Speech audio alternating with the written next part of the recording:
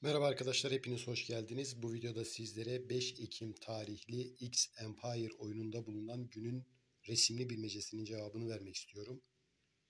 Arkadaşlar daha öncesinden kanalımıza abone olmayı ve Telegram kanallarımızı takip etmeyi unutmayın.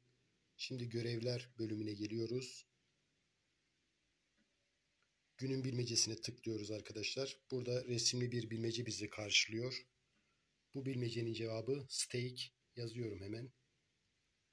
Bu şekilde yazılıyor arkadaşlar. Cevabı kontrol et diyorum ve ödülü alıyorum. Hemen YouTube kodlarını da sizlerle paylaşmak istiyorum arkadaşlar. Burada sorulan son YouTube kodlarını görüyorsunuz. Sizden istenilen kodu alıp kullanabilirsiniz. Burada olmayan bir kod varsa Telegram kanallarımıza bekliyoruz arkadaşlar sizleri. İzlediğiniz için teşekkür ederim. Bir sonraki videoda görüşürüz arkadaşlar. Hoşça kalın.